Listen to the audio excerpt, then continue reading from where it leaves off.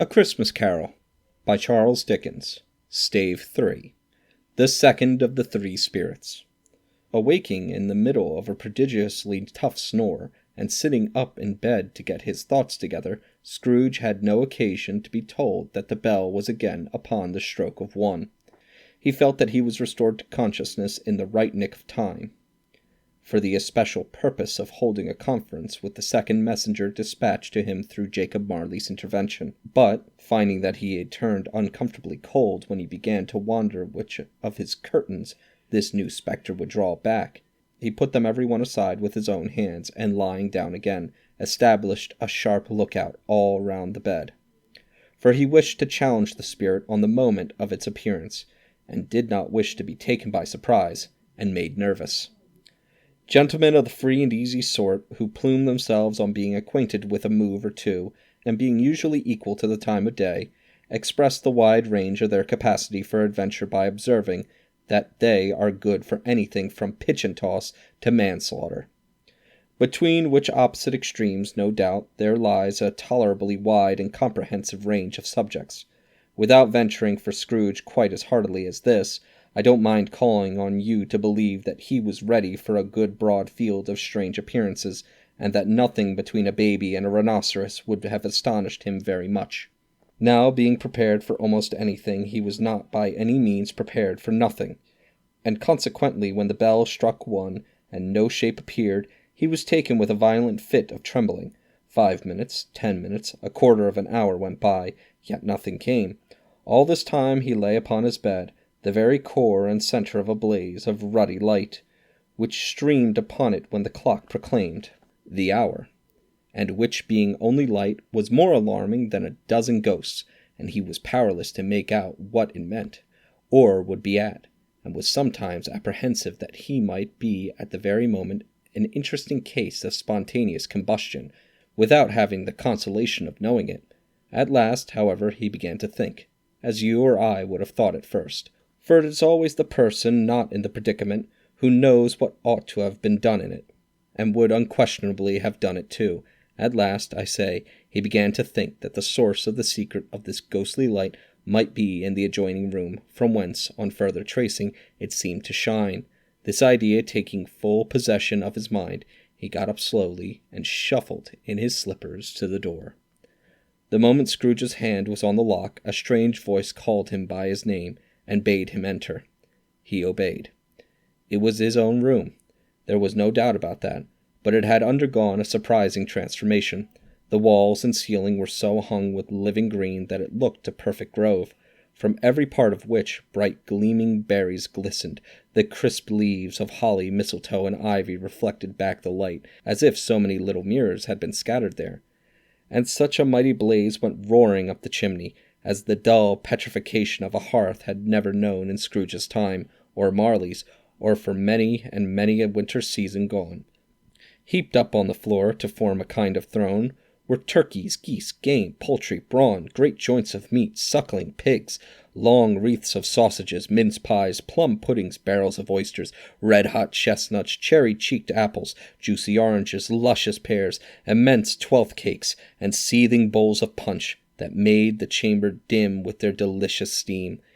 In easy state upon this couch there sat a jolly giant, glorious to see, who bore a glowing torch in shape not unlike Plenty's horn, and held it up, high up, to shed its light on Scrooge, as he came peeping round the door.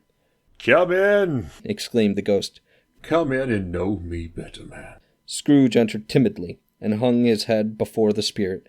He was not the dogged Scrooge he had been, and though the spirit's eyes were clear and kind, he did not like to meet them. "I am the ghost of Christmas present," said the spirit. "Look upon me." Scrooge reverently did so. It was clothed in one simple green robe, or mantle, bordered with white fur. This garment hung so loosely on the figure that its capacious breast was bare, as if disdaining to be warded or concealed by any artifice. Its feet, observable beneath the ample folds of the garments, were also bare, and on its head it wore no other covering than a holly wreath, set here and there with shining icicles. Its dark brown curls were long and free, free as its genial face, its sparkling eye, its open hand, its cheery voice, its unconstrained demeanor, and its joyful air. Girded round its middle was an antique scabbard, but no sword was in it, and the ancient sheath was eaten up with rust. "You have never seen the like of me before," exclaimed the ghost. "Never," Scrooge made answer to it. "Have never walked forth with the younger members of my family, meaning, for I am very young. My elder brother's born in these later years," pursued the phantom. "I don't think I have," said Scrooge. "I am afraid I have not. Have you had many brothers, Spirit?" "More than 1,800, said the ghost. "A tremendous family to provide for," muttered Scrooge. The ghost of Christmas Present rose. "Spirit," said Scrooge submissively, "conduct me where you will. I went forth last night on compulsion, and I learnt a lesson which is working now. Tonight, if you have aught to teach me, let me profit by it." "Take hold of my robe, Ebenezer Scrooge." Scrooge did as he was told, and held it fast. Holly, mistletoe, red berries, ivy, turkeys, geese, game, poultry, brawn, meat, pigs, sausages, oysters, pies, puddings, fruit, and punch all vanished instantly.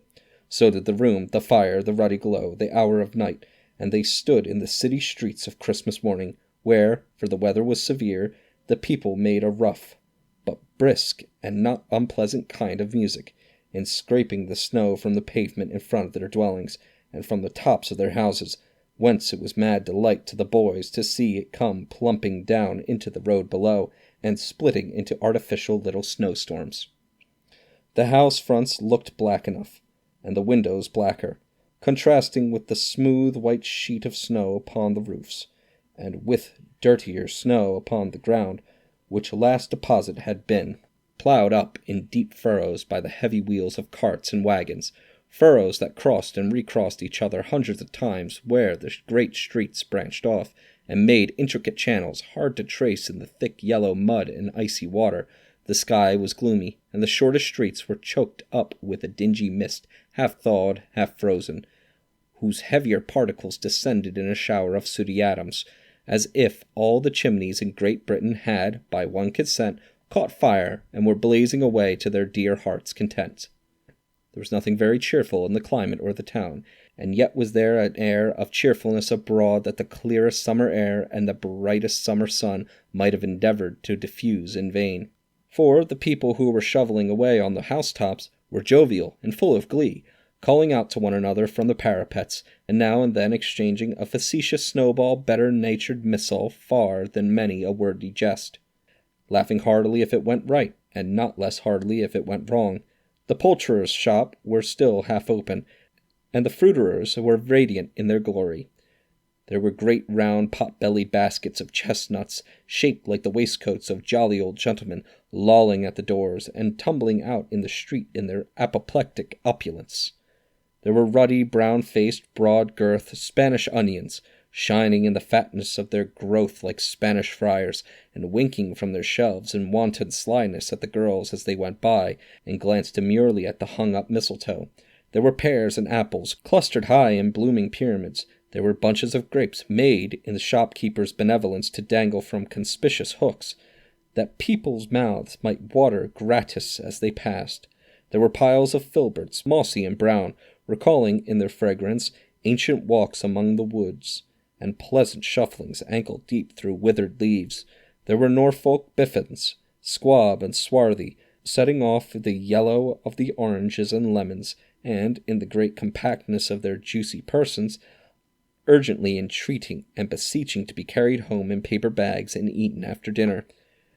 The very gold and silver fish set forth among these choice fruits in a bowl, though members of a dull and stagnant-blooded race appeared to know that there was something going on, and to a fish went gasping round and round their little world in slow and passionless excitement. The grocers, oh, the grocers, nearly closed, with perhaps 2 shutters down or 1. But through those gaps such glimpses, it was not alone that the scales descending on the counter made a merry sound, or that the twine of a roller parted company so briskly, or that the canisters were rattled up and down like juggling tricks, or even that the blended scents of tea and coffee were so grateful to the nose, or even that the raisins were so plentiful and rare, the almonds so extremely white, the sticks of cinnamon so long and straight, the other spices so delicious, the candied fruits so caked and spotted with molten sugar as to make the coldest looker-ons feel faint and subsequently bilious. Nor was it that the figs were moist and pulpy, or that the French plums blushed in modest tartness from their highly decorated boxes, or that everything was good to eat and in its Christmas dress. But the customers were all so hurried and so eager in the hopeful promise of the day that they tumbled up against each other at the door, crashing their wicker baskets wildly, and left their purchases upon the counter that came running back to fetch them, and committed hundreds of the like mistakes in the best humour possible, while the grocer and his people were so frank and fresh that the polished tarts with which they fastened their aprons behind might have been their own, worn outside for general inspection, and for the Christmas daws to peck as if they chose. But soon the steeples called the good people all, to church and chapel, and away they came, flocking through the streets in their best clothes, and with their gayest faces, and at the same time there emerged from scores of by-streets, lanes, and nameless turnings, innumerable people carrying their dinners to the baker's shop. The sight of these poor revellers appeared to interest the spirit very much, for he stood with Scrooge beside him in a baker's doorway, and taking off the covers as their bearers passed, sprinkled incense on their dinners from his torch. And it was a very uncommon kind of torch, for once or twice when there were angry words between some dinner carriers who had jostled each other, he shed a few drops of water on them from it, and their good humour was restored directly, for they said it was a shame to quarrel upon Christmas Day. And so it was. God love it, so it was. In time the bells ceased, and the bakers were shut up, and yet there was a genial shadowing forth of all these dinners, and the progress of their cooking, in the thawed blotch of wet above each baker's oven, where the pavement smoked as if the stones were cooking too. "Is there a peculiar flavour in what you sprinkle from your torch?" asked Scrooge. "There is indeed, my own." "Would it apply to any kind of dinner on this day?" asked Scrooge. "To any kindly given, to a poor one most." "Why to a poor one most?" asked Scrooge. "Because it needs it the most." "Spirit," said Scrooge, after a moment's thought, "I wonder you, of all the beings in the many worlds about us, should desire to cramp these people's opportunities of innocent enjoyment." "Aye," cried the spirit. "You would deprive them of their means of dining every 7th day, often the only day on which they can be said to dine at all," said Scrooge. "Wouldn't you?" "Aye?" cried the spirit. "You seek to close these places on the 7th day," said Scrooge, "and it comes to the same thing." "I seek," exclaimed the spirit. "Forgive me if I am wrong. It has been done in your name, or at least in that of your family," said Scrooge. "There are some upon this earth of yours," returned the spirit, "who claim to know us, and who do their deeds of passion, pride, ill will, hatred, envy, bigotry, and selfishness in our name, who are as strange to us and all our kith and kin as if they had never lived. Remember that, and charge their doing on themselves, not us." Scrooge promised that he would, and they went on, invisible, as they had been before, into the suburbs of the town. It was a remarkable quality of the ghost, which Scrooge had observed at the baker's, that notwithstanding his gigantic size, he could accommodate himself to any place with ease, and that he stood beneath a low roof quite as gracefully and like a supernatural creature as if it were possible he could have done in any lofty hall. And perhaps it was a pleasure the good spirit had in showing off this power of his, or else it was his own kind, generous, hearty nature, and his sympathy with all poor men, that led straight to Scrooge's clerk's, for there he went and took Scrooge with him, holding to his robe, and on the threshold of the door the spirit smiled, and stopped to bless Bob Cratchit's dwelling with the sprinkling of his torch. Think of that! Bob had but 15 bob a week himself. He pocketed on Saturdays but 15 copies of his Christian name, and yet the ghost of Christmas past blessed his 4-roomed house. Then up rose Mrs. Cratchit, Cratchit's wife, dressed out but poorly in a twice-turned gown, but brave in ribbons, which are cheap and make a goodly show for 6pence. And she laid the cloth, assisted by Belinda Cratchit, second of her daughters, also brave in ribbons, while Master Peter Cratchit plunged a fork into a saucepan of potatoes, and getting the corners of his monstrous shirt-collar, Bob's private property, conferred upon his son and heir in honor of the day, into his mouth, rejoiced to find himself so gallantly attired, and yearned to show his linen in the fashionable parks. And now the two smaller Cratchits, boy and girl, came tearing in, screaming that outside the baker's they had smelt the goose, and known it for their own. And basking in luxurious thoughts of sage and onion, these young Cratchits danced about the table, and exalted Master Peter Cratchit to the skies, while he, not proud, although his collars nearly choked him, blew the fire, until the slow potatoes bubbling up knocked loudly at the saucepan lid to be let out and peeled. "What has ever got your precious father, then?" said Mrs. Cratchit. "And your brother, Tiny Tim? And Martha wasn't as late Christmas Day by half an hour?" "Here's Martha, mother," said a girl, appearing as she spoke. "Here's Martha, mother," cried the two Cratchits. "Hurrah, there's such a goose, Martha."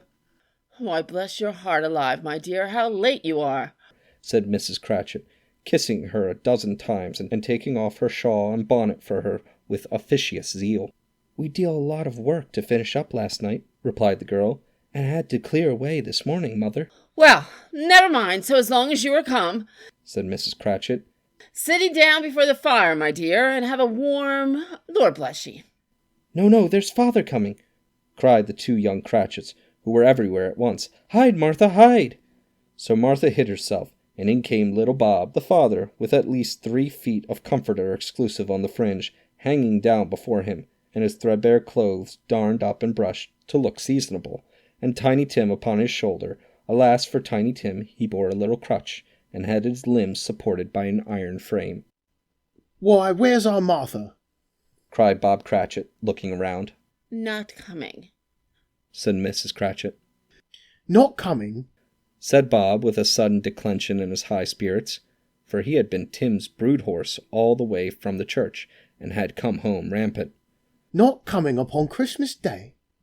Martha didn't like to see him disappointed, if it were only in joke.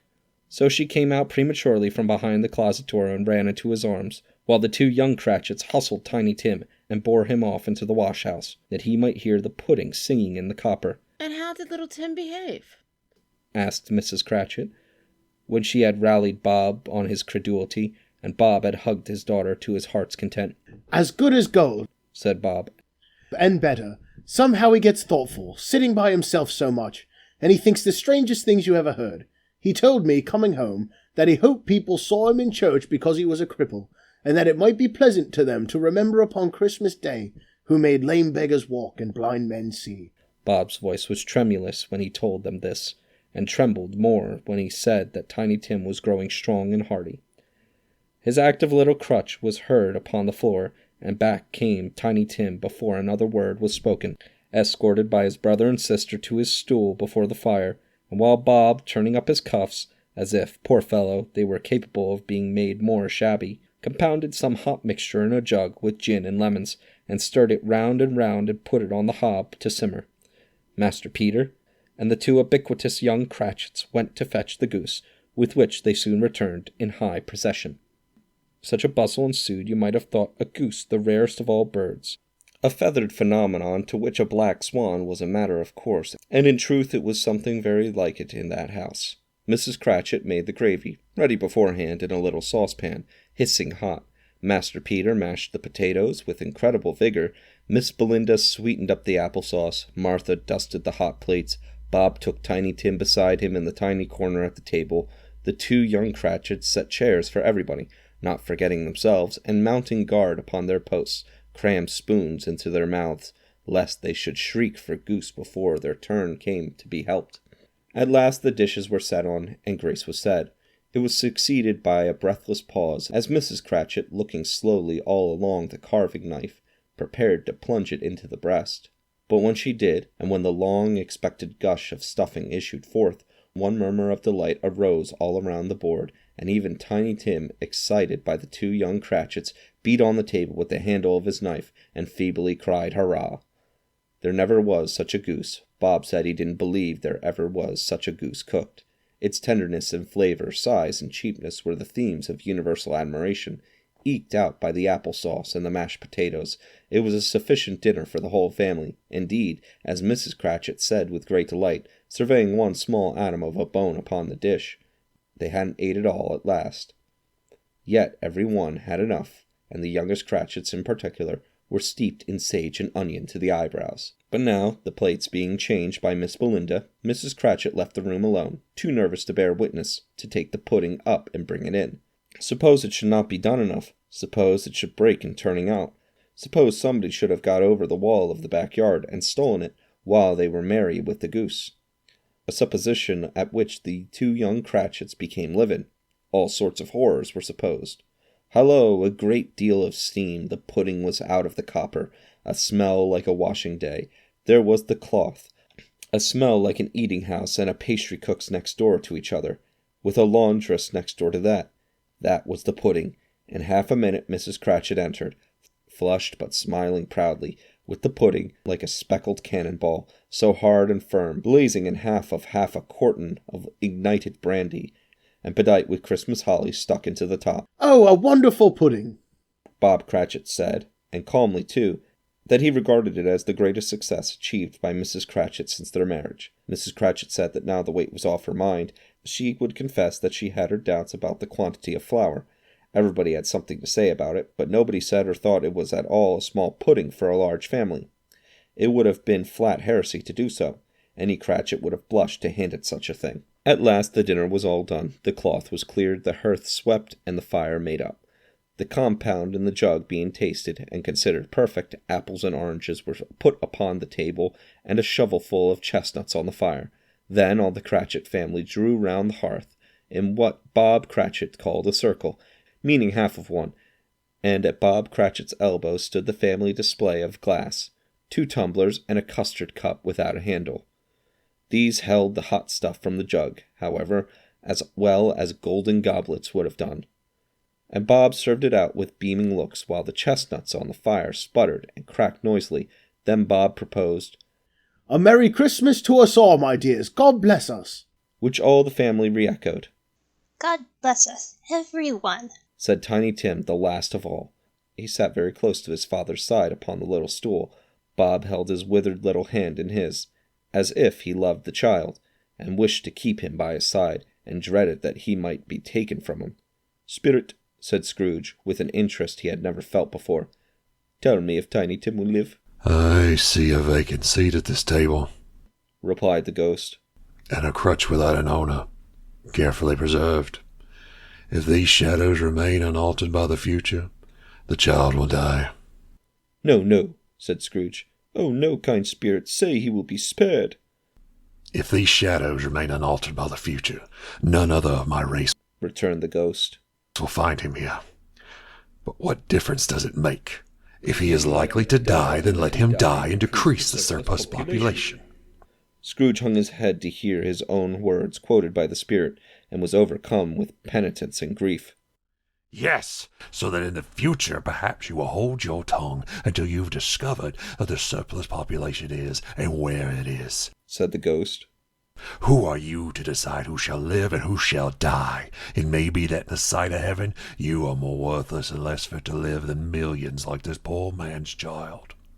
Scrooge bent before the ghost's rebuke, and trembling cast his eyes upon the ground, but he raised them speedily on hearing his own name. "Mr. Scrooge," said Bob. "I'll give you Mr. Scrooge, the founder of the feast." The founder of the feast, indeed, cried Mrs. Cratchit, reddening. I wish I had him here. I'd give him a piece of my mind to feast upon, and I hope he'd have a good appetite for it. "My dear," said Bob. "the children, Christmas Day." It should be Christmas Day, I'm sure, said she. On which one drinks the health of such an odious, stingy, hard, unfeeling man as Mr. Scrooge. You know he is, Robert. Nobody knows it better than you do, poor fellow. "My dear," was Bob's mild answer. "Christmas Day." I'll drink his health for your sake and the day's, said Mrs. Cratchit. Not for his. Long life to him. A Merry Christmas and a Happy New Year. He'll be very merry and very happy, I have no doubt. The children drank the toast after her. It was the first of their proceedings which had no heartiness. Tiny Tim drank it last of all, but he didn't care 2 pence for it. Scrooge was the ogre of the family. The mention of his name cast a dark shadow on the party, which was not dispelled for full 5 minutes. After it had passed away, they were 10 times merrier than before, and from the mere relief of Scrooge the baleful being done with. Bob Cratchit told them how he had a situation in his eye from Master Peter, which would bring in, if obtained, a full 5 and 6 weekly. The two young Cratchits laughed tremendously at the idea of Peter's being a man of business, and Peter himself looked thoughtfully at the fire from between his collars, as if he were deliberately what particular investment he should favour when he came into the receipt of that bewildering income.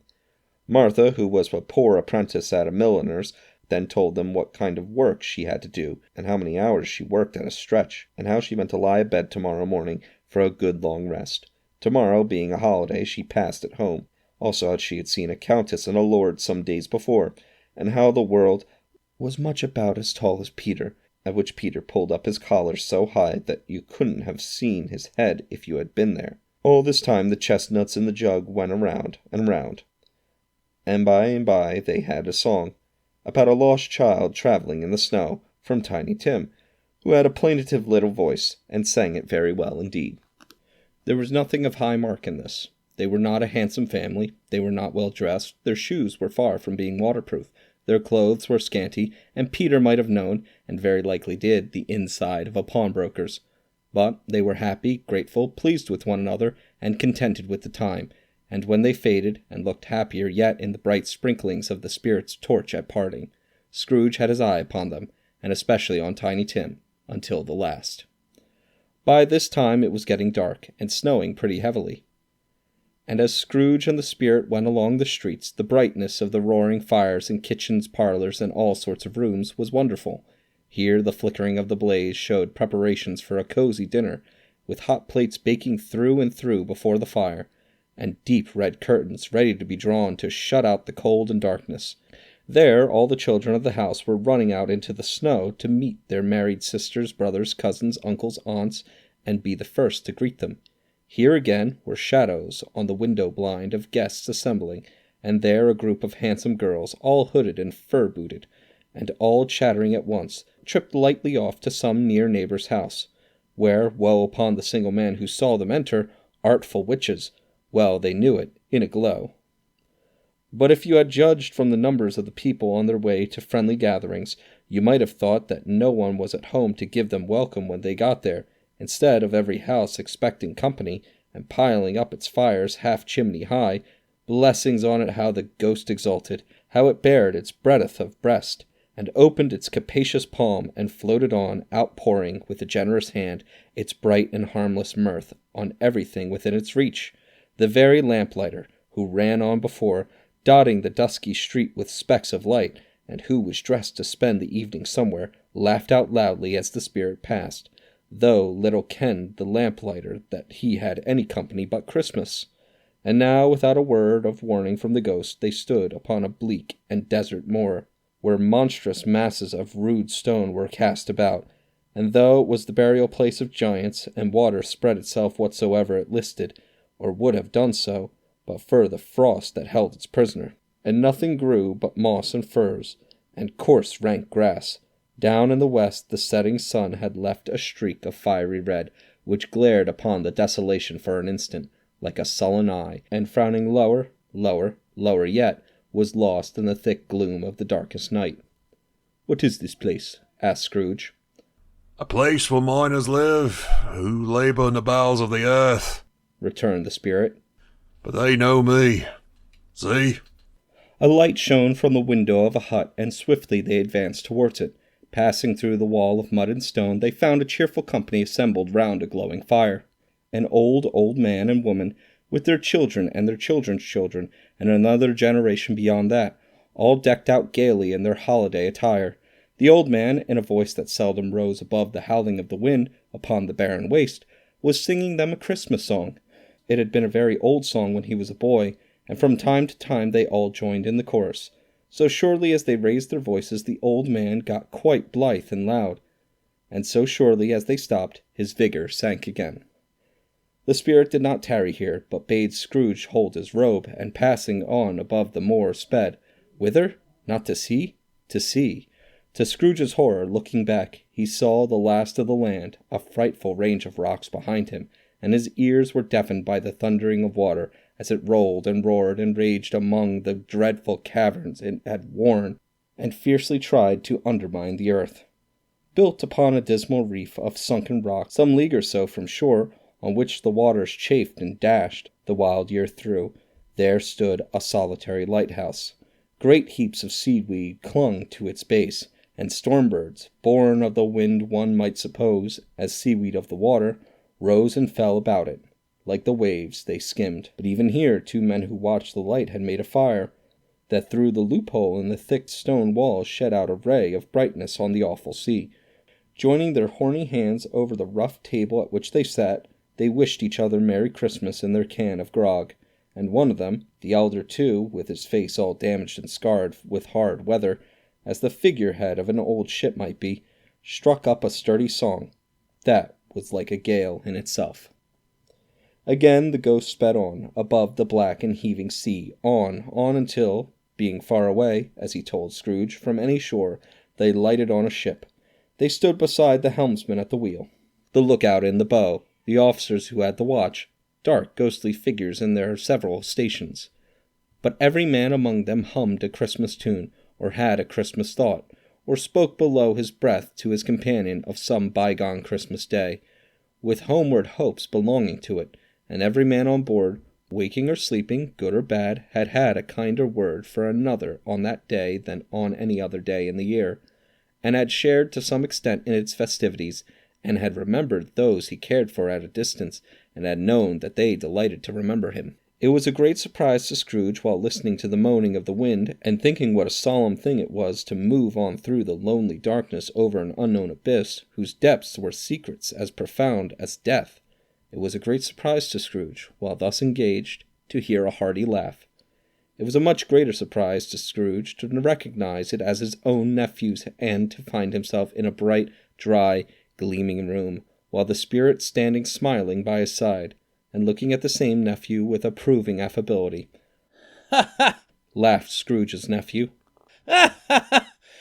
If you should happen by any unlikely chance to know a man more blessed in a laugh than Scrooge's nephew, all I can say is, I should like to know him too.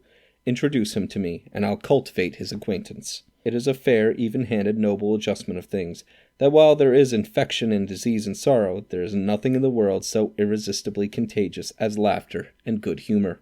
When Scrooge's nephew laughed in this way, holding his sides, rolling his head, and twisting his face into the most extravagant contortions, Scrooge's niece, by marriage, laughed as heartily as he, and their assembled friends, being not a bit behindhand, roared out lustily, "Ha ha ha ha ha!"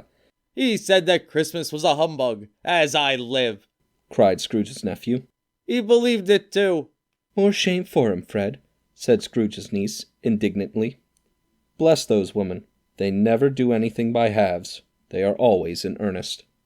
She was very pretty, exceedingly pretty, with a dimpled, surprised look, capital face, a ripe little mouth that seemed to be made to be kissed, as no doubt it was, all kinds of good little dots about her chin that melted into one another when she laughed, and the sunniest pair of eyes you ever saw in any little creature's head.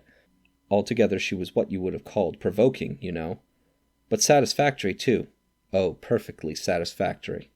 "He's a comical old fellow," said Scrooge's nephew. "That's the truth, and not so pleasant as he might be.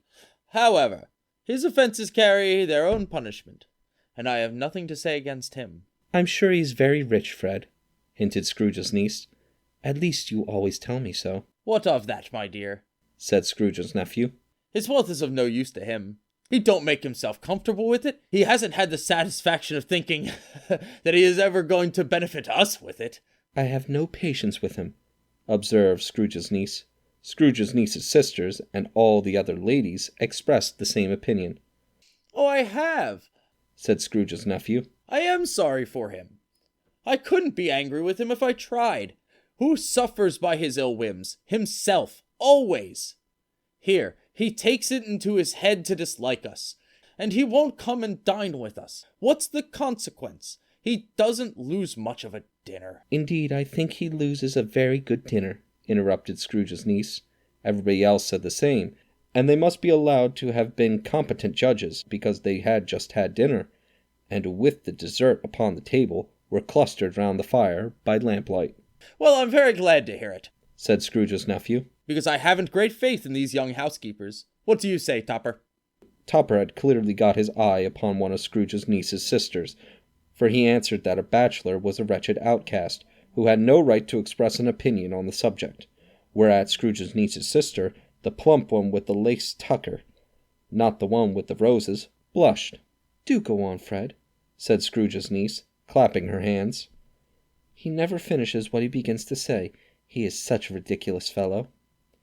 Scrooge's nephew revelled in another laugh, and as it was impossible to keep the infection off, though the plump sister tried hard to do it with aromatic vinegar, his example was unanimously followed.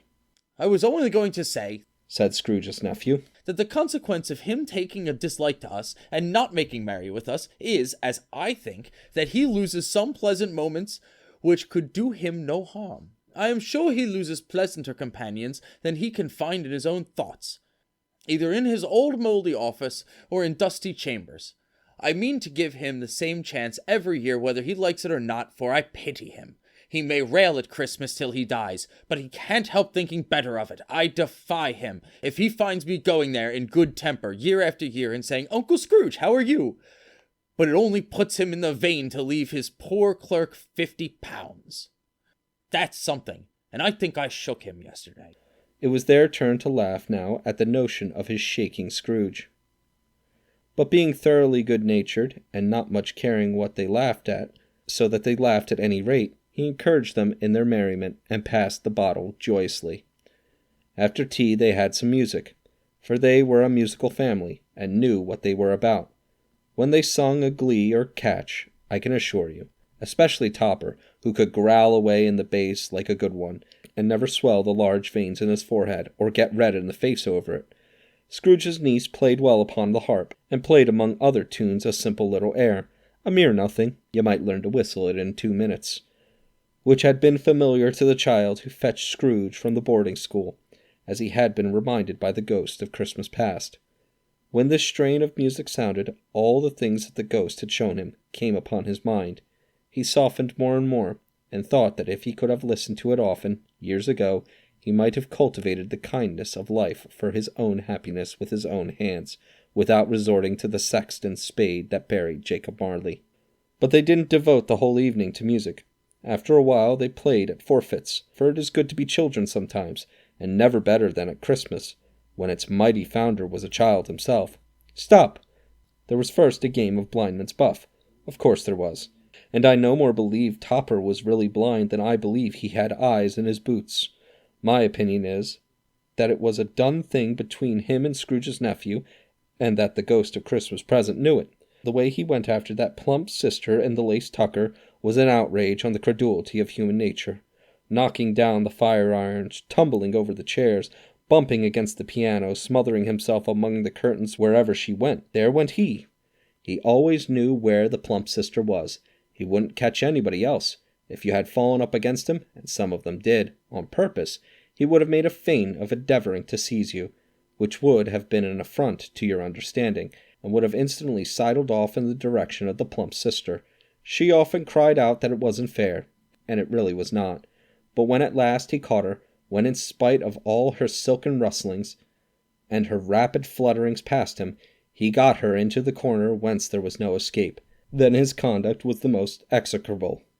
For his pretending not to know her, his pretending that it was necessary to touch her headdress, and further to assure himself of her identity by pressing a certain ring upon her finger, and a certain chain about her neck, was vile, monstrous. No doubt she told him her opinion of it, when, another blind man being in office, they were so very confidential together behind the curtains. Scrooge's niece was not one of the blind man's buff party, but was made comfortable with a large chair and a footstool in a snug corner where the ghost and Scrooge were close behind her. But she joined in the forfeits, and loved her love to admiration with all the letters of the alphabet. Likewise, at the game of how, when, and where, she was very great, and to the secret joy of Scrooge's nephew, beat her sisters hollow, though they were sharp girls too, as Topper could have told you. There might have been 20 people there, young and old, but they all played, and so did Scrooge, for wholly forgetting in the interest he had in what was going on, that his voice made no sound in their ears. He sometimes came out with his guess quite loud, and very often guessed quite right too, for the sharpest needle, best Whitechapel, warranted not to cut in the eye, was not sharper than Scrooge, blunt as he took it in his head to be. The ghost was greatly pleased to find him in this mood, and looked upon him with such favour, that he begged like a boy to be allowed to stay until the guests departed. But this the spirit said could not be done. "Here is a new game," said Scrooge. "1 half-hour, spirit, only one."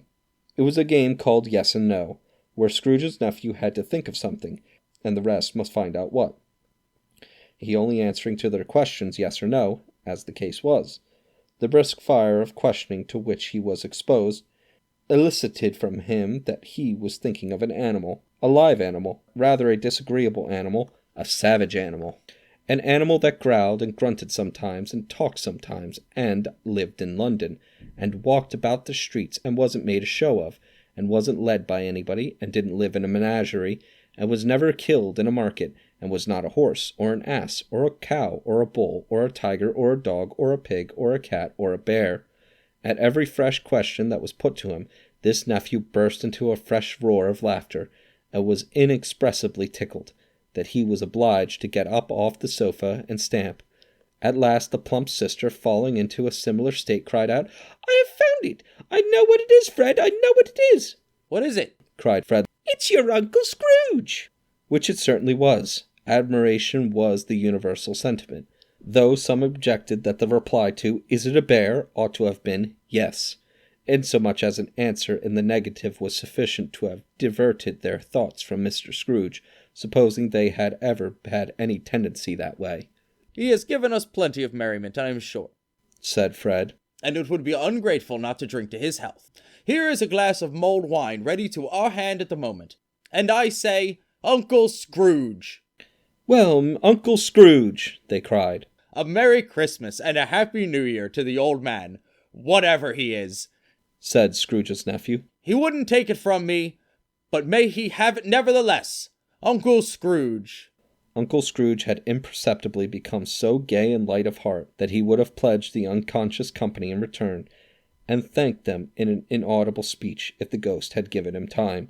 But the whole scene passed off in the breath of the last words spoken by his nephew, and he and the spirit were again upon their travels. Much they saw, and far they went, and many homes they visited, but always with a happy end. The spirit stood beside sick beds, and they were cheerful. On foreign lands, and they were close at home. By struggling men, and they were patient in their greater hope. By poverty, and it was rich. In almshouse, hospital, and jail, in misery's every refuge, where vain man in his little brief authority had not made fast the door, and barred the spirit out, he left his blessing, and taught Scrooge his precepts. It was a long night, if it were only a night, but Scrooge had his doubts of this, because the Christmas holidays appeared to be condensed into the space of time they passed together. It was strange, too, that while Scrooge remained unaltered in his outward form, the ghost grew older, clearly older.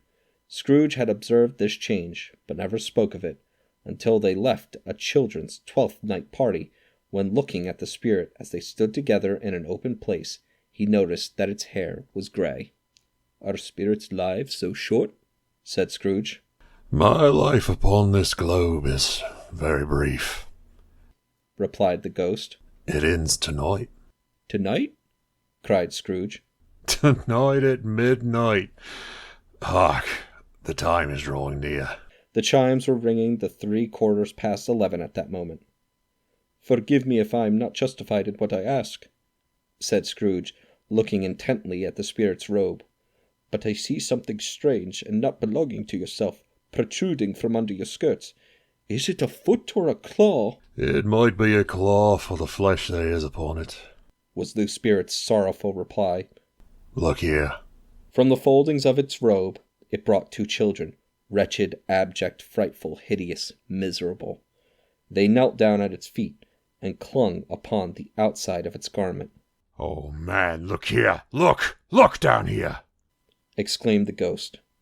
They were a boy and girl, yellow, meagre, ragged, scowling, wolfish, but prostrate, too, in their humility, where graceful youth should have filled their features out and touched them with its freshest tints. A stale and shriveled hand, like that of age, had pinched and twisted them and pulled them into shreds. Where angels might have sat enthroned, devils lurked and glared out menacing. No change, no degradation, no perversion of humanity in any grade, through all the mysteries of wonderful creation, has monsters half so horrible and dread. Scrooge started back, appalled. Having them shown to him in this way, he tried to say that they were fine children, but the words choked themselves, rather than be parties to a lie of such enormous magnitude. "Spirit, are they yours?" Scrooge could say no more. "They are man's." And the spirit looking down upon them. "Do you not know them? This boy is ignorance, this girl is want. Beware them both and all of their kind, but most of all beware this boy, for on his brow I see written the word doom, unless the writing be erased. I dare ye to deny it," cried the spirit, stretching out its hand towards the city. "I dare ye to slander those who claim otherwise, and see where it leads." "Have they no refuge or resource?" cried Scrooge. "Are there no prisons?" said the spirit, turning on him for the last time with his own words. "Are there no workhouses?" The bell struck 12. Scrooge looked about him for the ghost, and saw it not. As the last stroke ceased to vibrate, he remembered the prediction of old Jacob Marley, and lifting up his eyes behind a solemn phantom, draped and hooded, coming, like a mist along the ground, towards him.